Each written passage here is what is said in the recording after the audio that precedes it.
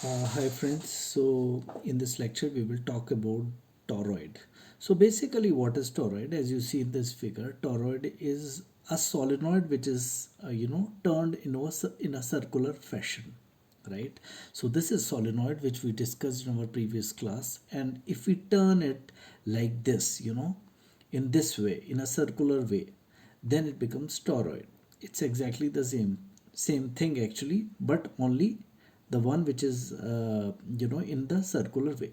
So in this lecture we will work out, we will that what is the magnetic field at any point inside this toroid on the axis of solenoid, actually not axis, on the body of toroid, and third out of toroid. So let's assume those points as P, S and Q, correct?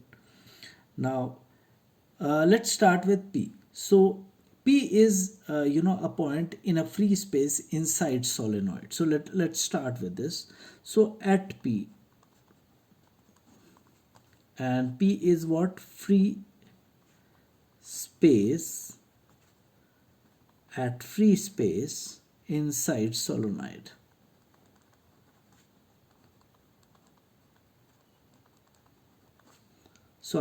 So if you see here, it becomes B dl is equal to mu naught I inside. This is what? This is Ampere Circuital's law. Now, at P, the first thing before I apply this Ampere Circuital law, let's first draw a Ampere's loop. And Ampere's loop would be something like this. This is the Ampere's loop for inside. Now for this Ampere Circuital's law loop, this will hold true. And one thing we know that there is no current inside, so I inside. So I inside, this is 0. Now when this is 0, then of course it becomes integration of B dot dl is equal to 0 and B is equal to 0. So this is at P. Right.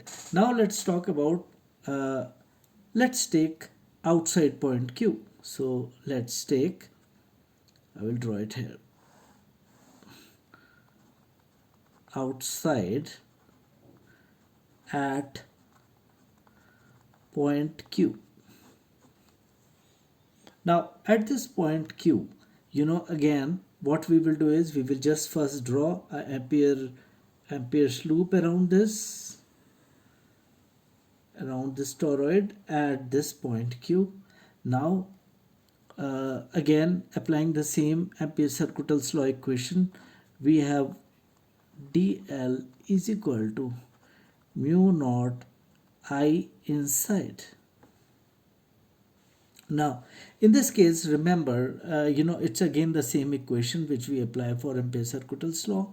Now one thing to note that I inside, there is a lot of current here, but the point to note, as you see in this figure, this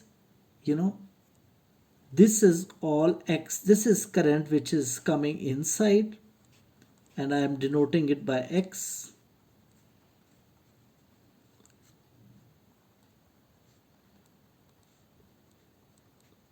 And this is the current which is going outside this. So one thing we have to understand that all the current going inside and current coming outside is equal, hence but the direction of both is different. So if we put it in this fashion, if we simplify and take a top view of this, we have this much current going inside and this one going outside. But in this case, this and this are equal. So the net current inside would be 0 because I1 and I2 are same. So I1 minus I2. Hence, this is also, 0, or I can say TL is equal to 0 or B is equal to 0. B at what point? At the point Q.